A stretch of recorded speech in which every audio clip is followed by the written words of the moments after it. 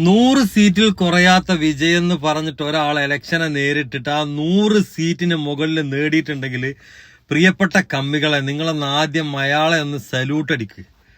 കാരണം പറഞ്ഞതൊക്കെ അയാൾ പ്രവർത്തിച്ചു കഴിഞ്ഞു. നിങ്ങൾ നുണയശനെന്നും പലതും വിളിച്ചിരുന്ന അദ്ദേഹത്തിന്റെ നേതൃപാടവം കൊണ്ട് അദ്ദേഹം തെളിയിച്ചു കഴിഞ്ഞു.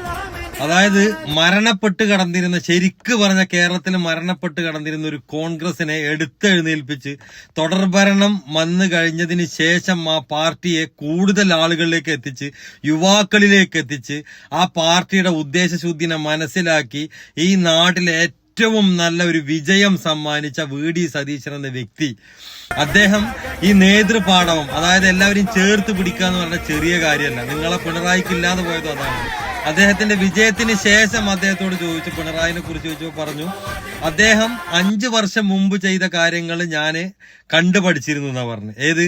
നിങ്ങൾ തുടർഭരണം നേടിയതില്ല, അതിനുശേഷം നിങ്ങൾക്ക് ആനപ്പുറത്തിരുന്നപ്പോ എന്തോ തോന്നി, പിന്നെ നിങ്ങൾക്ക് പണിയെടുക്കാൻ പറ്റാതെ പിന്നെ പിണറായി സായി മാറി. അവിടെയാണ് ഇദ്ദേഹം വളരെ കൃത്യമായിട്ട് പറഞ്ഞത്, കഴിഞ്ഞ 5 വർഷം തുടർഭരണം കിട്ടാൻ നിങ്ങൾ എന്തൊക്കെ ചെയ്തോ അത് ആ പണിയൊക്കെ എടുത്തു. പണിയെടുത്തവൻ അറിയാലൊന്ന് വൈകുന്നേരം എത്ര കൂലി മേടിക്കണം എന്നുള്ളത്. അവന് 500 രൂപയുടെ പണിത്തിന് 300 കൊടുത്ത് സമ്മതിക്കൂലല്ലോ. അതുപോലെ VD സതീശന് അറിയാം ഇവിടെ എത്ര സീറ്റ് നേടുന്നു.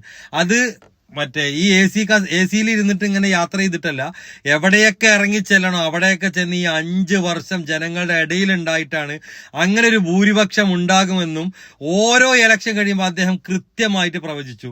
അദ്ദേഹത്തിന്റെ പ്രവചനം എന്തായാലും ഒരു കാര്യത്തിൽ തെറ്റായി. 1 ഡസൻ മന്ത്രിമാരെന്ന് അയാൾ പറഞ്ഞത്, പക്ഷെ അതിൽ കൂടുതലായി. പിന്നീടുള്ള കേസ് എന്ന് പറഞ്ഞു കഴിഞ്ഞാൽ, ഈ ഒരു പാർട്ടിനെ ചേർത്ത് നിർത്തിയപ്പോ ഈ ഷാഫി പറമ്പിലൊക്കെ ഇറങ്ങിക്കഴിഞ്ഞപ്പോ നിങ്ങള് ശൈലജ ടീച്ചറെ കൊണ്ടുപോയി ശരിക്കും പറഞ്ഞ കൊന്നത് നല്ലൊരു എന്താന്നാ പറയാ, നല്ലൊരു അതിനെ കാണിച്ചിട്ടാണല്ലോ നിങ്ങൾ ഈ 2ാം തവണ അധികാരത്തിലൊക്കെ വന്നത്. അപ്പോ ആ ശൈലജ ടീച്ചറെ നിങ്ങൾ കൊണ്ടുപോയിട്ട് ഷാഫിയുടെ മുമ്പിൽ കൊണ്ടിട്ട് കൊടുക്കുമ്പോൾ നിങ്ങൾക്കറിയാം, കാരണം ചെറിയ ഭൂരിപക്ഷം അല്ലല്ലോ, 1,15,000 വോട്ടിനൊക്കെ ജയിച്ചു കയറാന്ന് പറയുമ്പോൾ നിങ്ങൾക്ക് ആലോചിക്കാലോ. അപ്പൊ ടീച്ചർ അവിടെ തോൽപ്പിക്കാനുള്ള എല്ലാ പരിപാടിയും നിങ്ങൾ എടുത്തു. ഇപ്പോഴും നിങ്ങൾ കൊണ്ടുപോയി ടീച്ചറെ തോൽപ്പിച്ചു.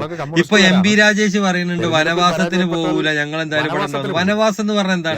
ഒരാള് ഒരു രാഷ്ട്രീയ പാർട്ടിനെ ഏറ്റെടുത്തിട്ട് ആ രാഷ്ട്രീയ പാർട്ടിനെ എനിക്ക് അതിൽ തോൽവി സമ്മതിച്ചു കഴിഞ്ഞാൽ എനിക്കിതിനെ മുന്നോട്ട് കൊണ്ടുപോകാൻ പറ്റൂല, എന്നെക്കൊണ്ട് അതിന് കഴിവില്ലാത്തവനാണെന്ന് പറയുമ്പോൾ ആ രാഷ്ട്രീയത്തിൽ നിന്ന് മാറി നിൽക്കുന്ന രാഷ്ട്രീയ വനവാസം എന്ന് പറയുന്നത്, നിങ്ങളൊക്കെ അത് എന്തായാലും എപ്പോഴോ ചെയ്യേണ്ട സമയം കഴിഞ്ഞു. നിങ്ങൾ പറയുന്നും വേണ്ട, ചെയ്യേണ്ട സമയം കഴിഞ്ഞു. കാരണം നിങ്ങൾ വേറുള്ള ഒരാളുടെ വിജയം നോക്കണ്ട, UDFന്റെ വിജയം നോക്കണ്ട.